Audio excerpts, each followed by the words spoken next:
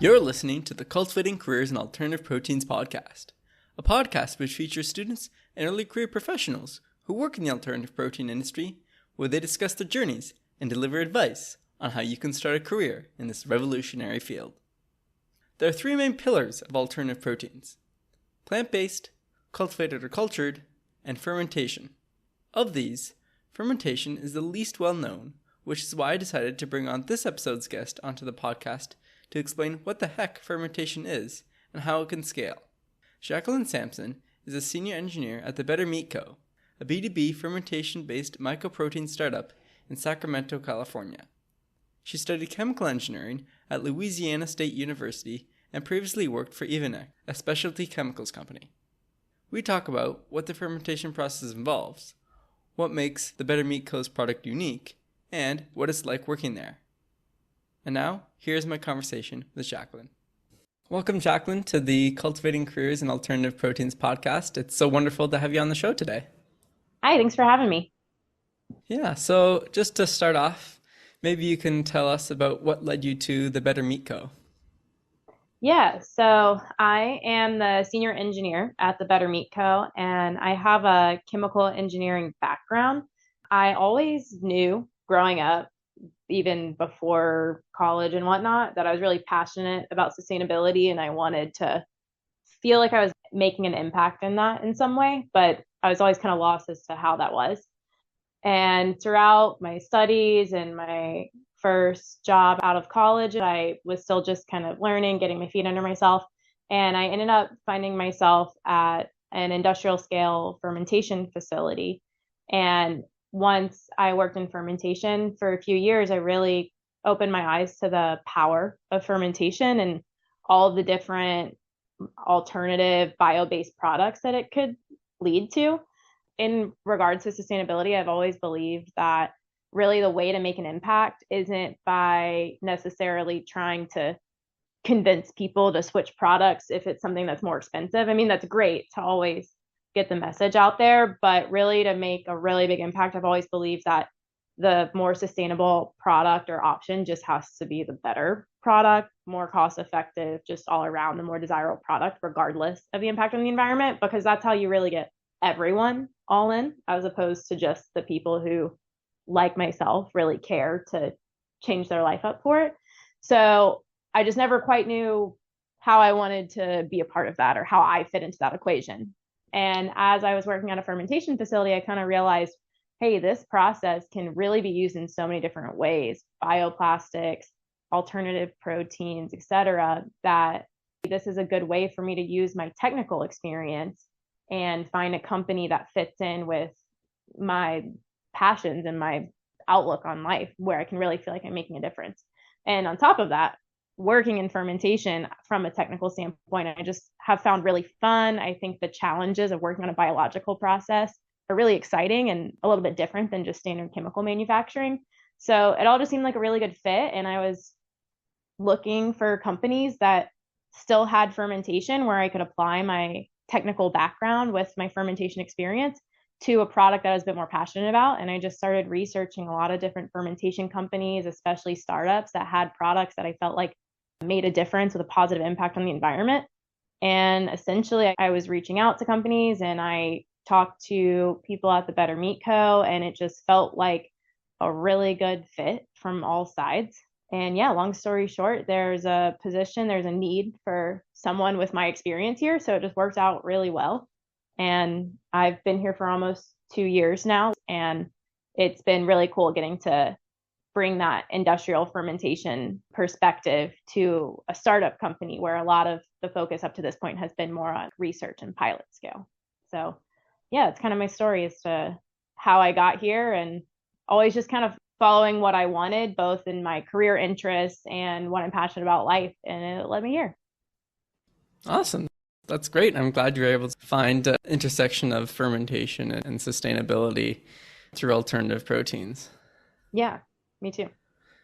Yeah, so you mentioned a lot there about the fermentation process, and I think a lot of people aren't too familiar with the fermented products within the alternative protein space. So could you explain what that fermentation process involves just a very basic level, something that a 10-year-old could understand. Yeah, definitely. So specifically what we do is submerged fermentation. So that means we're growing our organism in water or in a liquid. But our specific fermentation also is mycelium fermentation. So I'll explain that as well. So it's a fungal fermentation, which is different than a bacterial fermentation, which is much more common. But with our mycelium, it's the root-like structure of a fungal network. So if you envision how a plant, any plant that you pull up from the ground has roots growing in the ground, that's exactly what our organism looks like as it grows. And so you can envision this root-like structure growing in water. So basically, it grows just like how any other organism grows. We need to feed it the right food. We need to put it in the right environment for it to be as healthy as possible and as happy as possible so that it can grow and be as nutrient dense as we want it to be and give us the product quality that we need. Basically, what we do is we introduce our organism into a tank that has a bunch of nutrients in it, all the nutrients it needs to grow. And we create the perfect environment for it so that it'll be happy and healthy. And we allow it to eat all of those up. And as it does that, it expands and we get our increased biomass. So we get more of our organism as it keeps growing and consuming everything that we're feeding it. So once it keeps growing, we're able to just keep adding more nutrients into it until it consumes all of the nutrients that we need. And at that point, our fermentation process is done and we're able to continue through the rest of our downstream process to get it in its final packaged form. But really, fermentation just boils down to just feeding it the nutrients it needs to survive, just like us. Our process is an aerated process, so just how we need the air and the oxygen for respiration, so does our organism. And there's some other nutrients that we add to it as well. So it's really not that different from us. Okay. So do you guys use bioreactors still? Yep. So the tank that I was referencing that all this happens in, we either call it a fermenter or a bioreactor. And we're able to mix everything up in there really well. We have to make sure it's a completely sterile environment. As you can imagine, if we're creating an ideal environment for our organism to grow, we need to make sure we're not growing any other organisms. And so we make sure there's no other organisms in there. And then we introduce our mycelium, and then it grows up in the tank, and we mix it up in the tank or in the bioreactor. Okay, cool. What initially goes into this tank? So each step of the fermentation process is called the seed train. And essentially, you start out with a small volume. If you're familiar with kombucha brewing or something of that nature where there's a mother or a SCOBY, you start with a small amount of the cells that you need. Like a sourdough. Yeah, exactly, like a sourdough starter.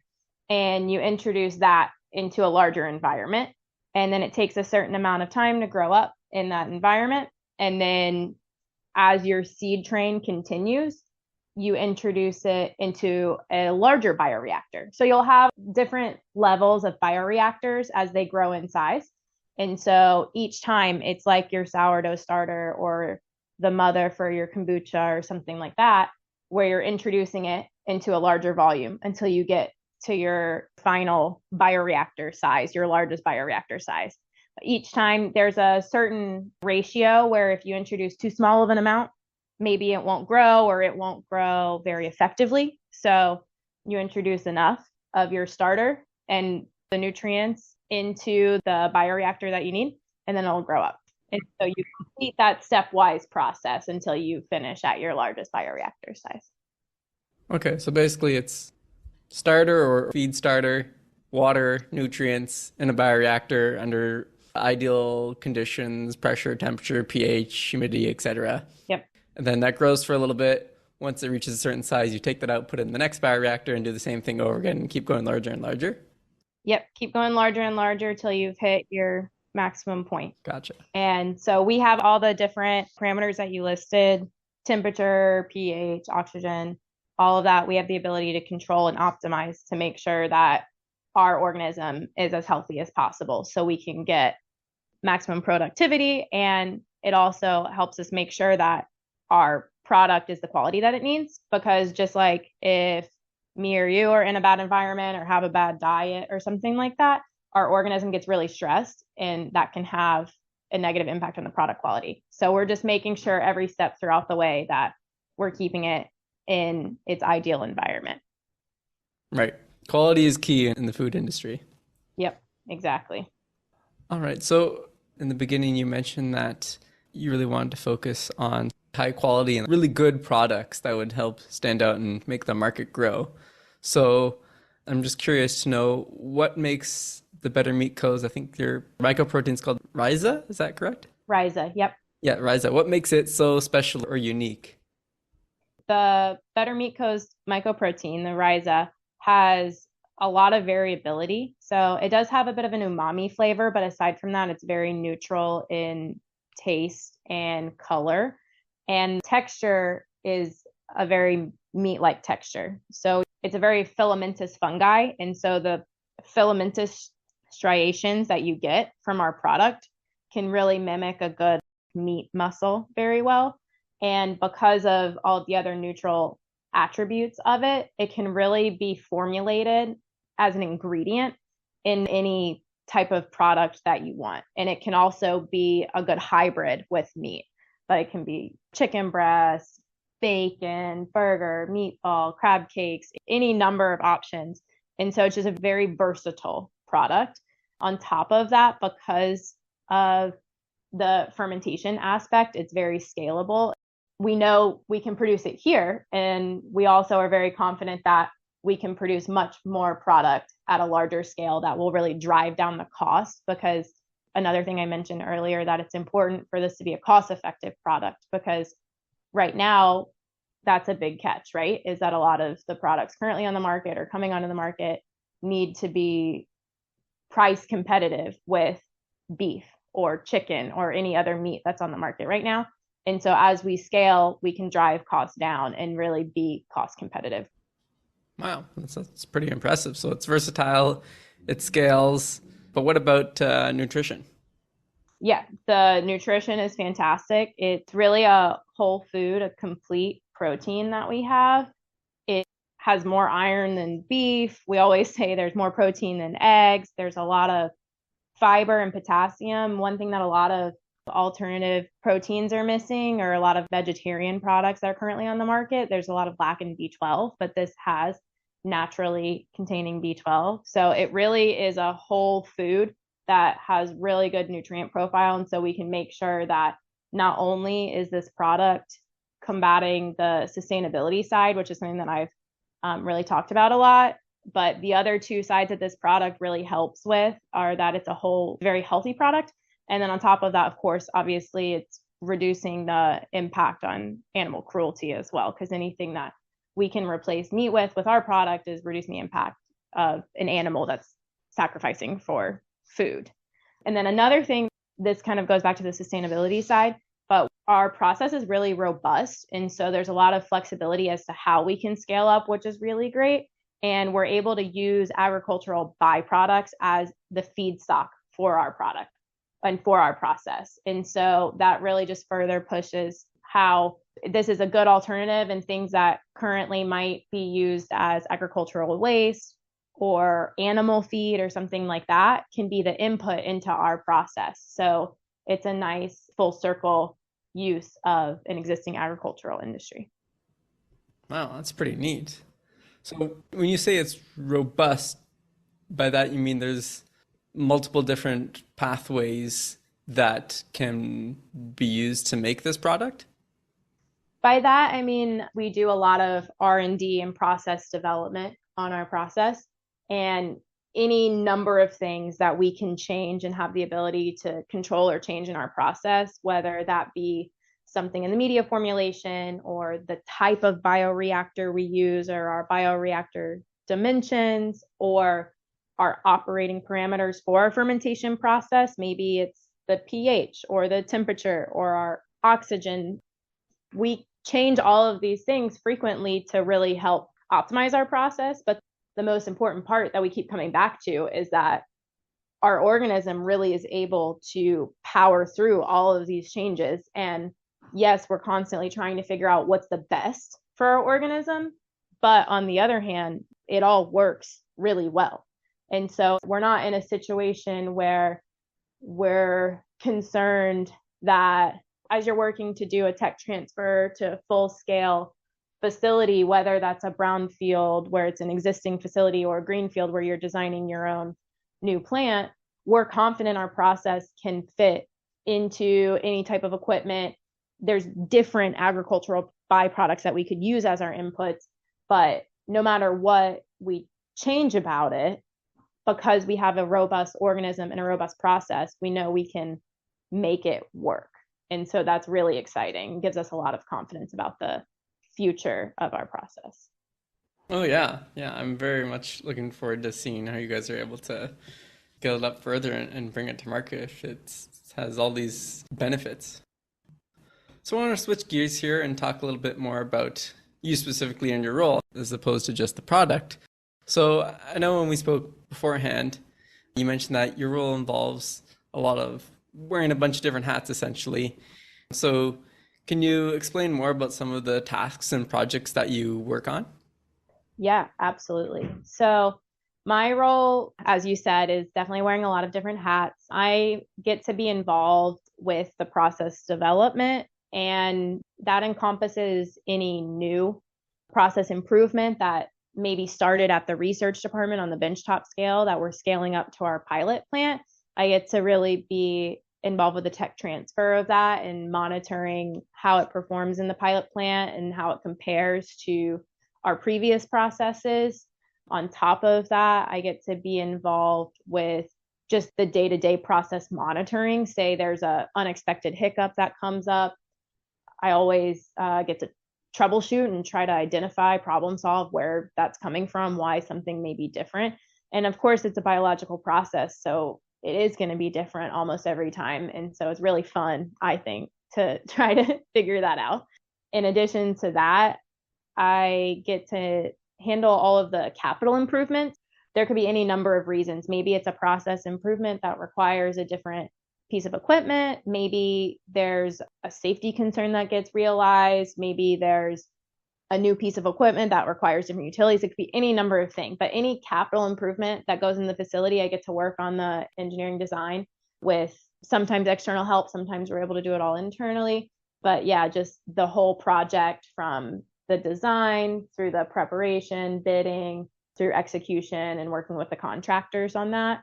In addition to that, with the maintenance, anytime something breaks, I get to be the first line of defense to try to either see if we can fix it internally or determine if it needs to be repaired or replaced. And once again, if that involves a lot of contractor management, a lot of times maybe we have to have a welder come on site or a mechanic come on site to do some work. And so I really get to be the first person to look at it and then decide our path forward, whether it's internally we're trying to fix it or have somebody external come to do it. But I definitely love getting to work with contractors and see how they carry out their job scope as well.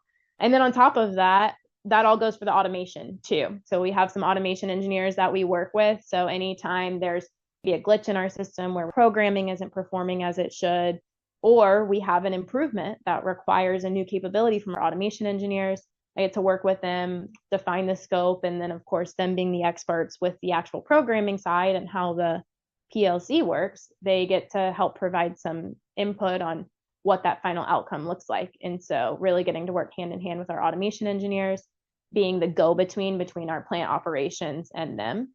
And of course, the always important environmental health and safety aspects have been super involved with our wastewater compliance, with our haz waste regulatory, and everything related to safety, because that's always more important than anything else. So we really try to emphasize the safety culture here. So anytime anyone speaks up about a near miss or just a safety idea, hey, I think this improvement would be good, I really do whatever I can to try to help the team instill the mindset of always keeping an eye out or an ear out for any type of improvement.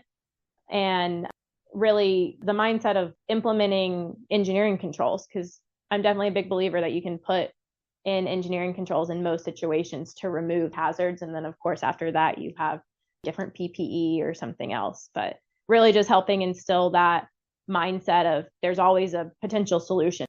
All of those things and getting to work cross-departmentally. I know I mentioned at the beginning, I get to work closely with our research department, scaling up improvements. But on the back end of that, I also really enjoy getting to work with our product development department as they're working on different formulations and testing our lots and getting to learn from them about what they're looking for. That helps us know with our process, is there something we should be looking at changing to help get a better product? And selfishly, I just really like our product. So anytime I get to do a tasting and try it out and give my feedback on a sensory form, I really enjoy, because I just genuinely like tasting our product. That's quite a lot on your plate. How do you manage it all? That's a great question. So I might come in and think, hey, I'm going to work on this experimental plan for next week, but something happens with maintenance and you just have to be able to adapt and just make sure you communicate with people about what expectations are, and you make sure that, hey, this piece of equipment's broken and I have to fix it as soon as possible so we can get our operations back going. And maybe that means something else won't get done until a day later than you originally thought. But everyone here is really good about being informed and understanding. And I think it just all goes back to prioritizing, making sure that my priorities align with, at the end of the day, the company's priorities, right? So I just frequently, if unexpected things come up, I have to take a step back and think about, okay, what do I really need to be focusing on in this moment? Can I ask for help? That's always a fun thing to learn, is that it's okay to ask for help sometimes. And really, we have a really great team here. So there's a lot of support from all directions. In my eyes, it all just goes back to prioritizing and making sure that my priorities align with the company's priorities. Makes sense. And what would you say is your biggest challenge in your role? I would say, honestly, probably that, just making sure that all of the priorities are aligned throughout everyone that I'm working with. I was just talking about prioritizing, but maybe I'm working with people from different areas, different departments. So just making sure that everyone's on the same page about expectations of timelines and what we want, really making sure we're all aligned on, we're running an experiment. Let's make sure we all know exactly what we want out of that experiment. A lot of times it takes a lot of creative solutions too. But another big thing with challenge is that I came from a big corporation. And so all of the programs, you could say, already existed. Maintenance programs, safety programs, purchasing program, everything all existed. And so as a part of my job then, it might have just been making sure those things stayed updated. Here, since we're a startup, it's really about implementing a lot of these programs and making sure all of the documentation still gets recorded and still gets saved, even though we might not have a program that's been in existence for 20 years. But since I got the benefit of working at a facility like that, I know how important it is to have somewhere you can go where you can draw on all of that historical information, because it really makes the decision making so much faster when you do have that at your fingertips. And so it's something that's really important to me, is to make sure we're documenting everything that we do, all of our decision making, our purchases. If we make a capital improvement project, we have to make sure we update all of our documents so everything an accurate reflection of what's in the plant, so that when the next person comes along, they can start with accurate documentation, because that's so important. And here we're really working on building out all of these programs. And so it's super important to make sure we have that foundation. But that's something that's new to me, because like I said, where I've been before, everything already existed. So something that I view as super important, but sometimes it can be hard to figure out, how can I create this from scratch? You want to do it where everyone can use it moving forward and where it's most useful as possible. But that's a pretty big task at times. Oh, yeah, I can imagine that being quite the task. Yep. So what advice do you have for job seekers who may want to get a job in the alternative protein industry? Yeah, honestly, I would just say that if you're interested in getting in this space, just put yourself out there. Even if it's not a technical background, there's a lot of needs that go into running a company like this. And you never know what might happen if you reach out to someone. Maybe a job's not listed, but you just are really interested in a company, and that can go a long way. Just because a job's not listed that matches your background doesn't mean that there's not a need there. That's actually how I ended up at the Better Meat Co. There wasn't a specific job for an engineer listed. That wasn't something that they had actively identified as an area of need.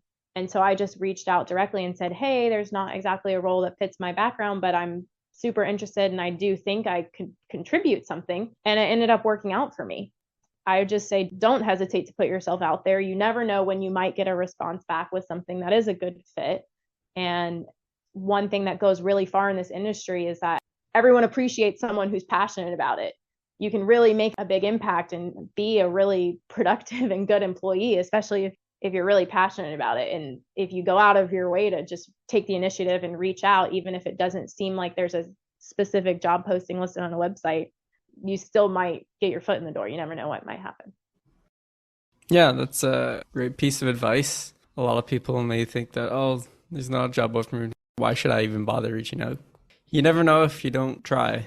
And a lot of companies in this space are relatively small and don't necessarily advertise all the roles that they need, or sometimes they don't realize they need a role until the perfect candidate comes along too. Exactly.